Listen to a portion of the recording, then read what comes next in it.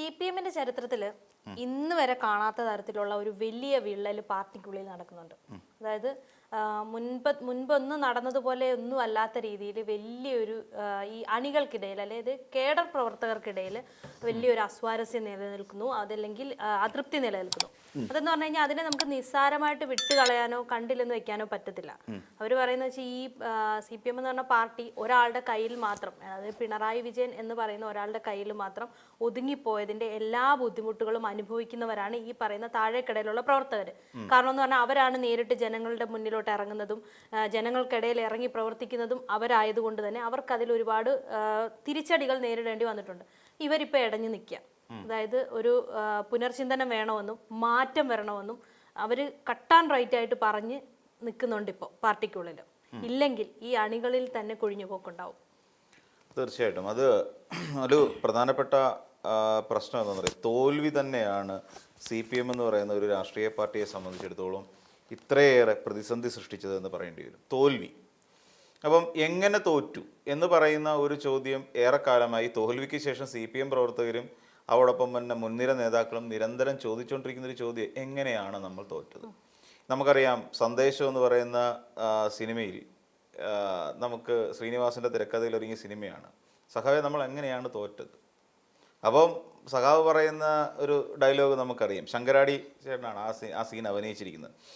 അങ്ങനെ തത്വാധിഷ്ഠിതവും മൂല്യാധിഷ്ഠിതവും ഒക്കെ പറഞ്ഞുകൊണ്ട്, അല്ലെന്നുണ്ടെങ്കിൽ ഈ പറയുന്ന പോലെ പ്രതിക്രിയാവാദികളും ഇതെല്ലാം പ്രത്യക്ഷത്തിൽ സമരത്തിലായിരുന്നുവെങ്കിൽ തന്നെയും അവരുടെ തമ്മിൽ അന്തർധാര സജീവമാണെന്ന് കണക്കാക്കാനെന്നൊക്കെ പറഞ്ഞുകൊണ്ട് ഈ പ്രതിലോമകരമായ രീതിയിലുള്ള ഈ സംസാര ശൈലി സത്യത്തിൽ അന്ന് എങ്ങനെയാണോ പൊതുജനം അല്ലെങ്കിൽ താഴേക്കിടയിലുള്ള അണികൾ വെറുത്തിരുന്നത്, അതുപോലെ തന്നെ ഇന്നും ജനങ്ങൾ വെറുക്കുന്നുണ്ട്.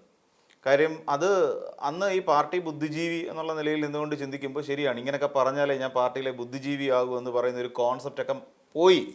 അതിൻ്റെയൊക്കെ കാലം കഴിഞ്ഞു. ഇന്ന് അത് പിന്നെ ബോബി കൊട്ടാരക്കര ചോദിക്കുന്നൊരു ചോദ്യമുണ്ട്, സഖാവെ നമ്മൾ എങ്ങനെ തോറ്റു, വളരെ ലളിതമായി പറഞ്ഞു തരൂ എന്ന് പറയുന്ന ഒരു ചോദ്യം. അപ്പോൾ പറയണോ, നീ പാർട്ടി ക്ലാസ്സിൽ പങ്കെടുക്കാത്തതിൻ്റെ ആണ് എന്ന് ശ്രീനിവാസൻ ചെയ്യുന്ന ക്യാരക്ടർ പറയുന്ന ഒരു സാധനമുണ്ട്. ഇവിടെ നമ്മൾ മനസ്സിലാക്കേണ്ടത്, ഈ പാർട്ടി തോറ്റു എന്നുള്ളതിനെക്കുറിച്ച് സഖാക്കൾക്കിടയിൽ അല്ലെങ്കിൽ ഇവിടുത്തെ സാധാരണ സഖാക്കൾക്കിടയിൽ ഒരുപാട് അറിവുകളുണ്ട്. കാരണം അവർക്കറിയാം, അവർ ഒരു ഗ്രൗണ്ട് വർക്ക് നടത്തുന്നവരെപ്പോഴും സാധാരണ സഖാക്കന്മാരാണ്. അതായത് നാട്ടിൽ പ്രവർത്തിച്ചുകൊണ്ടിരിക്കുന്ന പ്രാദേശിക നേതാക്കന്മാരാണ് എപ്പോഴും ഗ്രൗണ്ട് വർക്ക് നടത്തുന്നത്. ജനങ്ങളുമായി നേരിട്ട് സംവദിക്കുന്നത് അത്തരം സഖാക്കന്മാരാണ്. അപ്പോൾ അവർ ഇവരുടെ ഇടയിലേക്ക്, പൊതുജനത്തിൻ്റെ ഇടയിലേക്ക് ഈ പറയുന്ന ലഘുലേഖകൾ, നോട്ടീസുകൾ ഇതൊക്കെ ആയിട്ട് അവർ ഇറങ്ങിക്കഴിയുമ്പോൾ അവർ ചോദിക്കുന്ന ചില ചോദ്യങ്ങൾക്ക് എന്ത് മറുപടിയാണ് ഇവർ പറയുക? നമ്മൾ ആലോചിച്ച് നോക്കിയോളൂ. ഇവിടെ തന്നെ ചെന്ന് കഴിഞ്ഞാൽ, നിങ്ങൾ PM ശ്രീ വിഷയത്തിൽ എന്തോ നിങ്ങളുടെ നിലപാട്? അപ്പോൾ അത് ന്യായീകരിക്കേണ്ടി വരും. അല്ലെങ്കിൽ ശബരിമല, പിന്നെ ശബരിമലയിലുണ്ടായ വിഷയം, ശബരിമല സ്വർണ്ണക്കൊള്ളയല്ല, ആഗോള അയ്യപ്പ സംഗമം, CPM എന്ന് പറയുന്ന ഒരു രാഷ്ട്രീയ പാർട്ടി എന്തിനാണ് നടത്തിയത്? ഇത് ഇവർ ചോദിക്കേണ്ട ചോദ്യം പിണറായി വിജയനോടും ഗോവിന്ദൻ മാഷിനോടും ഉള്ള ചോദ്യം ചോദിക്കുന്ന സാധാരണക്കാരുടെ ഈ സഹാക്കന്മാർ എന്ത് മറുപടി പറയും? അപ്പം നിങ്ങൾ സംഘപരിവാറിനെ അനുകൂലിച്ചുകൊണ്ട് നിൽക്കുകയല്ലേ? വെള്ളാപ്പള്ളി നടേശനെ എന്തുകൊണ്ടാണ് നിങ്ങൾ എതിർത്ത് പറയാത്തത്? നിങ്ങൾ എന്തിനാണ് ആഗോള അയ്യപ്പ സംഗമത്തിൽ കയറി യോഗി ആദിത്യനാഥിൻ്റെ പ്രസ്താവന അല്ലെങ്കിൽ ആശംസ വായിച്ചത്? ഇതൊക്കെ ആരും VN വാസുവിനോട് ചോദിക്കാനോ ഗോവിന്ദൻ മാഷിനോട് ചോദിക്കാനോ പിണറായി വിജയനോട് ചോദിക്കാനോ നിൽക്കില്ല. ഇവർ ചെന്ന് ചോദിക്കുന്ന സാധാരണക്കാരോട് പറഞ്ഞ് പറഞ്ഞ് പറഞ്ഞ് മടുക്കും. പ്രത്യേകിച്ച് വോട്ട് ചോദിച്ച് ചെന്ന സമയത്ത് ശരിക്കും പറഞ്ഞു കഴിഞ്ഞാൽ ഇവർക്ക് മറുപടി ഇല്ലാതായി പോകും. ഇവർ ചോദിച്ച് മടുക്കുന്നേ, കേട്ട് മടുത്തിട്ട് പറഞ്ഞ് മടുത്ത് ഇവർക്ക് അവസാനം വാക്കുകളില്ലാതെ വരും. ഇതിന്റെ ചോദ്യങ്ങളുണ്ടല്ലോ, പിന്നെ എന്തിനാണ് നിങ്ങൾ സംഘപരിവാറിനെ നഖശികാന്ത് എതിർക്കും എന്ന് പറയുന്നത്? അടുത്ത ചോദ്യം ചോദിച്ചാൽ പിന്നൊന്നും പറയാനില്ല, ഇല്ലേ? ഈ NSS ആയിട്ട് NSSന്റെ പിന്തുണ സ്വീകരിച്ചു, വെള്ളാപ്പള്ളി നടേശനെ പിന്നെ ചേർത്ത് പിടിക്കുന്നു. ഇതൊക്കെ എന്തിനാണ് സഖാവെ ചെയ്തത് എന്ന് ഒരു നാട്ടുകാരൻ ചോദിച്ചാൽ, അതിന് പിന്നെ എന്തിനാണ് 1-ാം നമ്പർ കാറിൽ വെള്ളാപ്പള്ളിയെ കയറ്റിയെന്ന് ചോദിച്ചാൽ എന്ത് പറയും സാധാരണക്കാരൻ? ഇത് സ്വാഭാവികമായും താഴേക്കിടയിലുള്ള കേഡർ സ്വഭാവമുള്ള പാർട്ടി തന്നെയാണ്. അപ്പോൾ ആ കേഡർ സ്വഭാവമുള്ള അണികൾക്കിടയിൽ വല്ലാത്ത വീർപ്പുമുട്ടലുണ്ടാക്കും. പലർക്കും ഈ പണ്ടാരത്തിൽ നിന്ന് എങ്ങനെയെങ്കിലും ഇറങ്ങിപ്പോയാൽ മതി എന്നൊരു തോന്നൽ അവർക്കുണ്ടായാൽ അവരെ തെറ്റു പറയാൻ പറ്റില്ല. അപ്പോൾ അങ്ങനെ വരുമ്പോൾ സ്വാഭാവികമായിട്ടും പാർട്ടിക്ക് ലഭിക്കേണ്ട വോട്ട് ബാങ്കുകളിൽ ശക്തമായ വിള്ളലുണ്ടാവും. നമ്മൾ നോക്കിക്കോളൂ, കണ്ണൂർ, നമ്മൾ ഒരു കാരണവശാലും കണ്ണൂരിൽ ഇങ്ങനെ പാർട്ടിക്കൊരു തോൽവി നമ്മൾ പ്രതീക്ഷിച്ചിരുന്നില്ലെന്നേ. തിരുവനന്തപുരം ജില്ലയിൽ ആകെ UDF ജയിച്ച് എനിക്ക് തോന്നുന്നു ഒരു സീറ്റിലോ മറ്റോ ആണ്, എ വിൻസെന്റ് മാത്രമാണ് കോവളത്ത് നിന്ന് ജയിച്ചത്. ബാക്കിയുള്ള 13 മണ്ഡലങ്ങളിലും CPM ജയിച്ചിട്ട് ഇപ്പോഴത്തെ അവസ്ഥ ആലോചിച്ച് നോക്കിക്കോളൂ. അവിടെ 2 മണ്ഡലങ്ങളിൽ BJPയും ജയിക്കുന്നു. അപ്പം ഇവിടെയാണ് പാർട്ടി എന്ന് പറയുന്ന CPM എന്ന് പറയുന്ന ഒരു ഘടകത്തിന് ഏൽക്കുന്ന ശക്തമായ വിള്ളൽ നമ്മൾ മനസ്സിലാക്കേണ്ടത്. പാർട്ടി അണികൾ പോലും പാർട്ടിയോട് അടുപ്പം പുലർത്താതെ പാർട്ടിയിൽ നിന്ന് അകന്ന് ജീവിച്ചു തുടങ്ങിയിരിക്കുന്നു, പാർട്ടിയിൽ നിന്ന് അകന്ന് പ്രവർത്തിച്ചു തുടങ്ങിയിരിക്കുന്നു, അവരിൽ നിന്ന് മാറി ചിന്തിച്ചു തുടങ്ങിയിരിക്കുന്നു എന്നുള്ളതിൻ്റെ മകുട ഉദാഹരണമാണ്. പാർട്ടി പ്രവർത്തനത്തിന് പോയില്ലെങ്കിലും കുടുംബങ്ങളുണ്ട് പാർട്ടിക്ക് വോട്ട് ചെയ്യുന്നത്. ആ കുടുംബങ്ങൾ പോലും മാറി ചിന്തിച്ചു തുടങ്ങി എന്നുള്ളതിൻ്റെ ഉദാഹരണമല്ലേ ഇത്രയും കുറഞ്ഞ ഒരു സീറ്റിനുള്ളിലേക്ക് ഒതുങ്ങി പോകേണ്ട ഗതികേടിലേക്ക് CPM എന്ന് പറഞ്ഞ രാഷ്ട്രീയ പാർട്ടി മാറിപ്പോയത്. ഇതിനു മുമ്പ് നമ്മൾ പറഞ്ഞിട്ടുണ്ട് 50 സീറ്റ് ഷുവർ സീറ്റ് കിട്ടുമായിരുന്ന CPMന് ഇന്ന് എന്ത് പറ്റി? തന്നെയല്ല, വിഭാഗീയത വന്നു തുടങ്ങി. ഇപ്പം നമുക്കറിയാം, പിണറായി വിജയൻ എന്ന് പറയുന്ന ഒരാൾക്ക് 81 വയസ്സായി. 75 വയസ്സ് വരെയാണ് പ്ലീനത്തിലൂടെയൊക്കെ പറഞ്ഞു വെച്ചിരിക്കുന്ന ഏജ് ക്രൈറ്റീരിയ. ആ 75 വയസ്സ് മാറി ഇപ്പം എന്താ 6 വയസ്സ് കൂടെ കൂടി കഴിഞ്ഞ് പിണറായി വിജയൻ മത്സരിച്ചോട്ടെ. ഒരു കഴിഞ്ഞ 10 വർഷക്കാലം കേരളത്തെ മുന്നിൽ നിന്ന് നയിച്ച ഒരു മുഖ്യമന്ത്രി ആയിരുന്നു. അപ്പോൾ അതുകൊണ്ട് അദ്ദേഹം വീണ്ടും ഇത് വരട്ടെ. പക്ഷേ ഇത്തവണ പാർട്ടി ജയിച്ചിരുന്നെങ്കിൽ പിണറായി വിജയൻ മുഖ്യമന്ത്രിയായാൽ ആരും എതിർപ്പ് പറയില്ല. അപ്പോൾ പിണറായി വിജയൻ എന്താ ചെയ്യേണ്ടത്?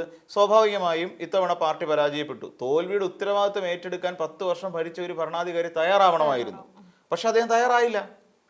എനിക്ക് തോന്നുന്നു ആദ്യത്തെ ഒരു 5 വർഷം വലിയ കുഴപ്പമില്ലായിരുന്നു. പിന്നീടുള്ള ഒരു 5 വർഷമാണ് ഈ അണികൾക്കിടയിൽ പോലും പ്രശ്നങ്ങൾ തുടങ്ങുന്നത്. കാര്യം, എടുത്ത ചില നിലപാടുകൾ, ഒരു ഉദ്യോഗസ്ഥ, ഈ ബ്യൂറോക്രസി എന്ന് പറയുന്ന ഒന്നിലേക്ക് ഈ പാർട്ടി പോയി. ഈ P. ശശി എന്ന് പറയുന്ന ഒരാളിലേക്ക് ചുരുങ്ങുന്ന ഒരു അവസ്ഥ വന്നു.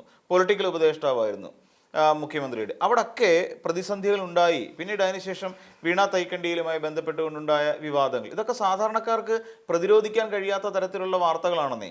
അവരെന്ത് പറഞ്ഞ് പ്രതിരോധിക്കും? എക്സാലോജിക്കുമായി ബന്ധപ്പെട്ടുകൊണ്ട് CMRൽ നിന്ന് മാസപ്പടി മേടിച്ച ഒരാളല്ലേ വീണ എന്ന് ചോദിച്ചു കഴിഞ്ഞാൽ അതിന് എന്താണ് മറുപടി പറയേണ്ടത്? പിണറായി വിജയന്റെ മോളല്ല എന്ന് പറഞ്ഞാൽ തടിയപ്പം പറ്റുമോ? അത് പിണറായി വിജയൻ മുഖ്യമന്ത്രിയായിരുന്ന കാലഘട്ടത്തിൽ, അല്ലെങ്കിൽ പിണറായി വിജയൻ പാർട്ടി സെക്രട്ടറി ആയിരുന്ന കാലഘട്ടം മുതൽ ഇവർ തമ്മിലുള്ള ഡീല് തുടങ്ങിയതാണ്. ലോൺ അടക്കം എക്സാലോജിക്ക് കിട്ടിയിട്ടുണ്ട്. അപ്പം പ്രതിസ്ഥാനത്ത് നിൽക്കുന്ന ഒരാളാണ് മകൾ. അപ്പം ഇതിനെയൊക്കെ എന്ത് പറഞ്ഞിട്ടാണ് ഒരു സാധാരണ പാർട്ടിക്കാരൻ ന്യായീകരിക്കേണ്ടത്?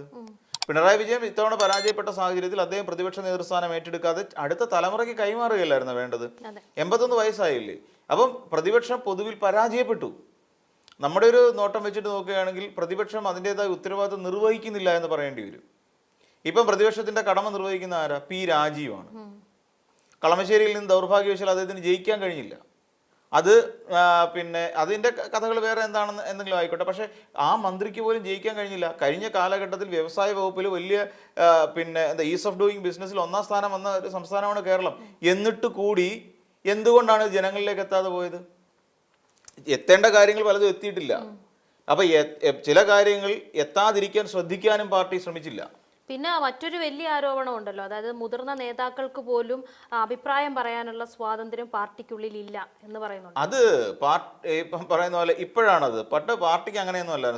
അത് ഇപ്പോഴത്തെ ഒരു പ്രശ്നമാണ് പറയുന്നത്. CPM എന്ന് പറയുന്ന ഒരു പാർട്ടിയെ സംബന്ധിച്ചിടത്തോളം ആർക്കും അഭിപ്രായം പറയാൻ പറ്റും. എന്തുകൊണ്ടാണ് നമുക്കത് അങ്ങനെ സംഭവിക്കുന്നത്, എന്തായിരിക്കണം നമുക്കത് ചെയ്യേണ്ടത് എന്നുള്ള കാര്യത്തിൽ ഒരു അഭിപ്രായ സ്വാതന്ത്ര്യമുള്ള ഒരു പാർട്ടിയായിരുന്നു. ഇപ്പോൾ എന്താ പറ്റിയെന്ന് ചോദിച്ചാൽ ഇത് നമ്മൾ ആലോചിച്ച് നോക്കിക്കോളൂ. ഈ കഴിഞ്ഞ കാലത്ത് തെരഞ്ഞെടുപ്പുമായി ബന്ധപ്പെട്ടുകൊണ്ട് ഈ LDF അല്ലാതെ മറ്റാരുണ്ട് എന്ന് പറയുന്ന ഒരു ടാഗ് ലൈൻ, ആ ടാഗ് ലൈനിൽ വലിയ തെറ്റൊന്നും ഞാൻ കാണുന്നില്ല. പക്ഷേ ആ ടാഗ് ലൈനിൽ പിണറായി വിജയൻ മാത്രമാണോ വരേണ്ടിയിരുന്ന ഒരു ചിത്രം? അല്ല, അവിടെ പലരും ഉണ്ടായിരുന്നു. K. രാജൻ ഉണ്ടായിരുന്നു. K. രാജൻ റവന്യൂ മന്ത്രിയായിരിക്കുകയും രാജൻ അതുപോലെ വയനാട് പ്രവർത്തനങ്ങളെ ഏകോപിപ്പിക്കുന്നതിലൊക്കെ വലിയ പങ്ക് വഹിച്ച ഒരാളാണ്. ഇപ്പോൾ AP അനിൽകുമാറൊക്കെ നിൽക്കുന്നെങ്കിലും അതിനൊക്കെ 10 മടങ്ങ് ശക്തിയോടുകൂടി ഇത്തരം ഒരു ഡിസാസ്റ്റർ മാനേജ്മെന്റിന് വേണ്ടി ഇറങ്ങിത്തിരിച്ച ഒരാളായിരുന്നു ശരിക്കും K. രാജൻ എന്ന് പറയുന്ന റവന്യൂ മിനിസ്റ്റർ.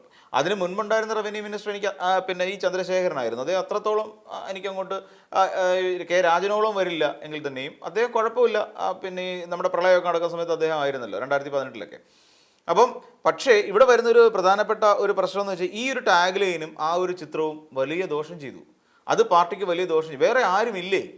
CPM എന്ന് പറയുന്ന കഴിഞ്ഞ മന്ത്രിസഭയിൽ എത്രയോ നേതാക്കന്മാരെടുത്ത് കാണിക്കാമായിരുന്നു. അതോടൊപ്പം തന്നെ സ്ഥാനാർത്ഥി നിർണയത്തിൽ വന്ന വീഴ്ചകൾ, അതിനൊക്കെ പാർട്ടിക്കാർക്കൊന്നും പറയാൻ പറ്റുന്നില്ല. ഷൈലി ടീച്ചറിന് മട്ടന്നൂരിൽ നിന്നിരുന്നെങ്കിൽ കണ്ണൂർ ജില്ല എമ്പാടും കയ്യിലേക്ക് വീഴുമായിരുന്നു. കണ്ണൂർ ജില്ലയിൽ ഇത്രയും വലിയൊരു പരാജയം ഒരിക്കലും ഉണ്ടാകില്ലായിരുന്നു. തളിപ്പറമ്പ് മണ്ഡലത്തിൽ എം വി ഗോവിന്ദൻ മാഷിന്റെ ഭാര്യയായ ടീച്ചറെ മാറ്റി നിർത്തിയിരുന്നെങ്കിൽ, ശ്യാമള ടീച്ചറെ മാറ്റി നിർത്തി വേറൊരാളെ അവിടെ മത്സരിപ്പിച്ചിരുന്നെങ്കിൽ അവിടെ കിട്ടുമായിരുന്നു. ഇതൊക്കെ ചൂണ്ടിക്കാണിച്ചിരുന്നല്ലോ തെരഞ്ഞെടുപ്പിന് മുന്നേ. അതായത് ഈ പറയുന്ന പ്രഖ്യാപനം വരുന്നതിന് മുന്നേ തന്നെ ഇത് പല അണികൾക്കിടയിൽ ഇത് ആവശ്യം ഉന്നയിച്ചതാണ്. പക്ഷെ അത് കേട്ടില്ല. അത് കേൾക്കാത്തതിന്റെ പ്രതിസന്ധിയാണ് ഇപ്പൊ അനുഭവിച്ചുകൊണ്ടിരിക്കുന്നത്.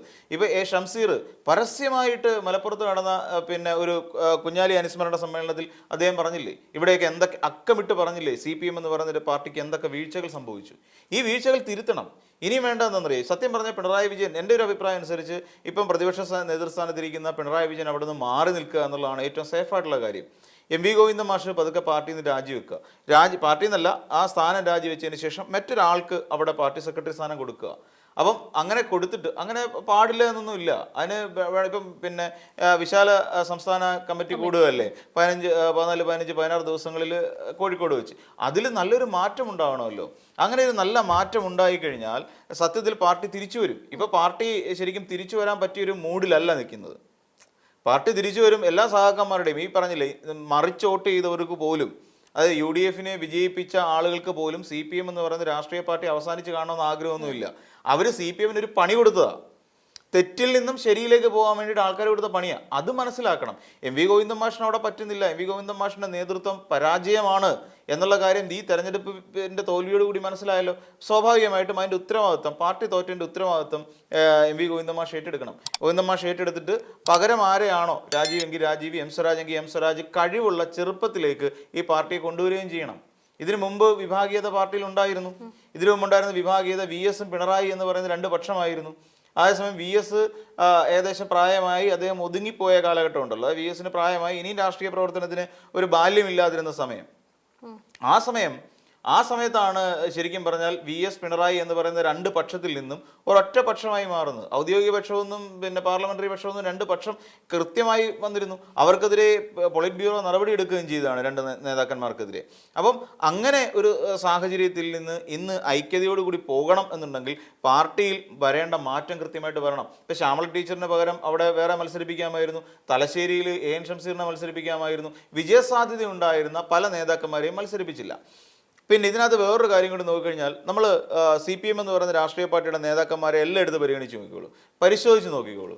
എല്ലാം മലബാർ മേഖലയിൽ നിന്നുള്ള, കണ്ണൂർ മേഖലയിൽ നിന്നുള്ള നേതാക്കന്മാരാണ്. ഇപ്പോൾ പിണറായി വിജയൻ എടുത്ത് നോക്കിക്കോളൂ, ഗോവിന്ദൻ മാഷിനെ എടുത്ത് നോക്കിക്കോളൂ, EP ജയരാജനെ എടുത്ത് നോക്കിക്കോളൂ, P ജയരാജനെ എടുത്ത് നോക്കിക്കോളൂ, KK രാഗേഷിനെ എടുത്ത് നോക്കിക്കോളൂ. ഇവിടെ മറ്റ് ഏത് നേതാക്കന്മാരെയും EP-യോ MB ജയരാജൻ കേരളത്തിൽ അറിയപ്പെടുന്ന, ഇപ്പോൾ ശ്യാമള ടീച്ചർ കേരളം മുഴുവൻ ചർച്ച ചെയ്യപ്പെടുന്ന ഒരാളാണ്. ശൈല ടീച്ചർ കേരളം മുഴുവൻ ചർച്ച ചെയ്യപ്പെടുന്ന ഒരാളാണ്. എന്നാൽ ഇത്രയും നേതാക്കന്മാർ കണ്ണൂർ ജില്ലയിൽ മാത്രമായി, മലബാർ മേഖലയിൽ നിന്ന് മാത്രമായി കേരളത്തിലേക്ക് വന്നുകൊണ്ടിരിക്കുക. എന്നാൽ ബാക്കി ആ കണ്ണൂർ വിട്ടു കഴിഞ്ഞിട്ട് നമ്മൾ തെക്കൻ കേരളത്തിലേക്ക് വന്നു നോക്കൂ. എടുത്തു പറയാൻ പറ്റുന്ന എത്ര കമ്മ്യൂണിസ്റ്റ് നേതാക്കന്മാരുടെ പേര് ഇതുപോലെ കൂട്ടിച്ചേർത്ത് വായിക്കാൻ പറ്റുന്നുണ്ട്? നമ്മൾ വളരെ സിമ്പിളായിട്ട് ആലോചിച്ച് നോക്കിയാൽ മതി. ഇപ്പം കായംകുളത്ത് നിന്ന് പ്രതിഭയുണ്ടായിരുന്നു, ഇങ്ങോട്ട് വന്ന G സുധാകരൻ ഉണ്ടായിരുന്നു. G സുധാകരന്റെ പേര് നമ്മൾ കേട്ടിട്ടുണ്ട്. സജി ചെറിയാൻ, ഇപ്പോഴാണ് സജി ചെറിയാനൊക്കെ മന്ത്രി ആയതിനു ശേഷം സജി ചെറിയാന്റെ പേര് വരുന്നത്. VN വാസവൻ, ഇവരെ ഈ പറയുന്ന ഒരു സുരേഷ് കുറുപ്പ് ഉണ്ടായിരുന്നു, പുള്ളിയൊന്നും ഇപ്പൊ ഇല്ല പാർട്ടിയിൽ. അപ്പം ഈ പറയുന്ന ആ മലബാർ മേഖല വിട്ട് ഇങ്ങോട്ട് വന്നു കഴിഞ്ഞാൽ CPM എന്ന് പറയുന്ന രാഷ്ട്രീയ പാർട്ടിക്കുള്ളിൽ അത്ര ശക്തരായ നേതാക്കന്മാരില്ല. VS അച്യുതാനന്ദൻ മരിച്ചതോടുകൂടി, VS അച്യുതാനന്ദൻ മാറിയതോടുകൂടി ഒരു സ്ട്രോങ് നേതൃത്വം എന്ന് പറയുന്നത് തെക്കൻ കേരളത്തിനില്ല. അതൊരു വലിയ പരാജയമാണ്. അതേസമയം കണ്ണൂർ എന്ന് പറയുന്ന ഒറ്റ ജില്ലക്കകത്ത് മാത്രമായി നമുക്ക് ഇത്രയും പേരെ എണ്ണിപ്പെറുക്കി എടുക്കാൻ പറ്റും. ഇതുപോലെ നേതാക്കന്മാരെ എത്ര പേരെ നമുക്ക് ഇവിടുന്ന് എടുക്കാൻ പറ്റുന്നുണ്ട്? ഇവിടുന്ന് അങ്ങനെ ഇല്ല. എന്തുകൊണ്ടാണ്? ഇതൊരു ലോബിയിങ് ആയി മാറി. കണ്ണൂർ എന്ന് പറയുന്ന, അല്ലെങ്കിൽ മലബാർ എന്ന് പറയുന്ന ഒരു ലോബിയിങ്ങിലേക്ക് ഈ പറയുന്ന CPM എന്ന് പറയുന്ന രാഷ്ട്രീയ പാർട്ടി മാറിക്കഴിഞ്ഞിരിക്കുന്നു. ഇത് തെക്കൻ കേരളത്തിലെ നേതാക്കന്മാരില്ലാഞ്ഞിട്ടാണോ? അല്ല തെക്കൻ കേരളത്തിൽ കഴിവുള്ള ആൾക്കാരില്ലാഞ്ഞിട്ടാണോ?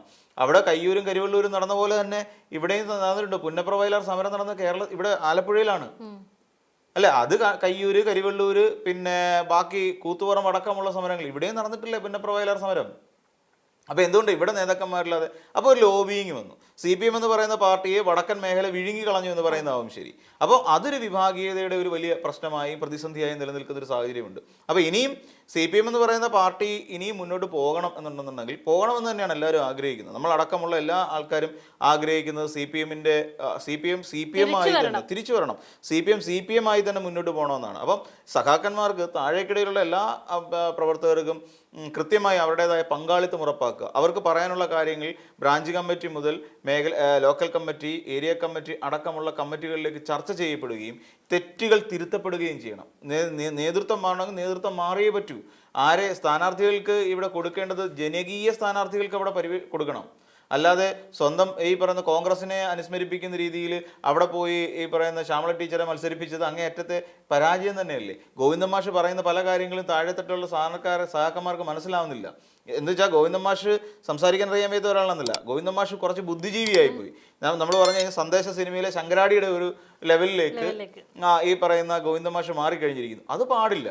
സാധാരണക്കാർക്ക് മനസ്സിലാവുന്ന രീതിയിൽ സാധാരണക്കാർ സംസാരിക്കുന്ന പോലെ സംസാരിക്കണം. പിന്നെ ഭിന്നതകൾ ഉണ്ടാകാതെ നോക്കുക എന്നുള്ളതാണ്. ഇപ്പം പി രാജീവ് കളം ഏറ്റെടുത്തോടുകൂടി പി രാജീവ് പാർട്ടിയെ വിഴുങ്ങാൻ നിൽക്കുന്നു എന്ന് പറയുന്ന ഒരു തോന്നൽ ഇപ്പോൾ തന്നെയുണ്ട്. കാര്യം ഇപ്പോൾ നോക്കിക്കോളൂ, VD സതീശൻ്റെ മുഖ്യമന്ത്രിയുടെ ഒരു പത്രസമ്മേളനം കഴിഞ്ഞാൽ തൊട്ട് പിന്നാലെ പത്രസമ്മേളനം വിളിക്കും പി രാജീവ്. എറണാകുളത്തെ മാധ്യമപ്രവർത്തകർ ഇത് കാത്തിരിക്കും. തിരുവനന്തപുരത്തെ ഇന്ന് ബ്രീഫിംഗ് ഉണ്ടായിരുന്നല്ലോ, ആ ബ്രീഫിംഗ് കഴിഞ്ഞ ഉടനെ തന്നെ പി രാജീവ് പത്രസമ്മേളനം വിളിക്കാൻ വേണ്ടി എറണാകുളത്തുള്ളവർ തയ്യാറായി നിൽക്കുക, എറണാകുളത്തെ മാധ്യമപ്രവർത്തകർ. അപ്പം ഇതിന്റെ കാര്യം എന്താണെന്ന് വെച്ചാൽ പി രാജീവ് കാര്യങ്ങൾ ഏറ്റെടുത്തു തുടങ്ങി. എന്തുകൊണ്ടാണ് തിരുവനന്തപുരത്ത് തന്നെയുള്ള കണ്ടോൺമെന്റ് ഹൗസിൽ ഇദ്ദേഹം ഏറ്റെടുക്കാത്തത്? പ്രതിപക്ഷ നേതാവ് അവിടെയല്ലേ, പ്രതിപക്ഷ നേതാവ് മിണ്ടുന്നില്ല. അതേസമയം പി രാജീവ് ഇപ്പം എനിക്ക് തോന്നുന്നു ഇന്ന് പി രാജീവ് ആയിരിക്കും ഉടനെ പത്രസമ്മേളനം വിളിക്കുക. അപ്പം ഈ രീതിയിൽ ആണ് കാര്യങ്ങൾ മുന്നോട്ട് പോയിക്കൊണ്ടിരിക്കുന്നത്. അപ്പം ഒരു വിഭാഗീയതയുടെ ഒരു ചൂട് അല്ലെങ്കിൽ ഒരു ചൂര് സത്യം പറഞ്ഞാൽ CPM എന്ന് പറയുന്ന പാർട്ടിക്ക് അത് അടിച്ചുകൊണ്ടിരിക്കുന്നു. ഇത് മാറണമെങ്കിൽ ലോബിയിങ് മാറുക, സാധാരണ സഹാക്കന്മാർക്ക് നേതാക്കന്മാർക്ക് പറയാനുള്ള കാര്യങ്ങൾ കേൾക്കാനും അതിനനുസരിച്ചുള്ള തിരുത്തലുകൾ വരുത്താനും പാർട്ടി ശ്രമിച്ചില്ലെങ്കിൽ അടുത്ത തെരഞ്ഞെടുപ്പിൽ ഈ CPM എന്ന് പറയുന്ന പാർട്ടി ഉണ്ടാവില്ല എന്നുള്ളതാണ് മനസ്സിലാക്കാൻ കഴിയുന്നത്.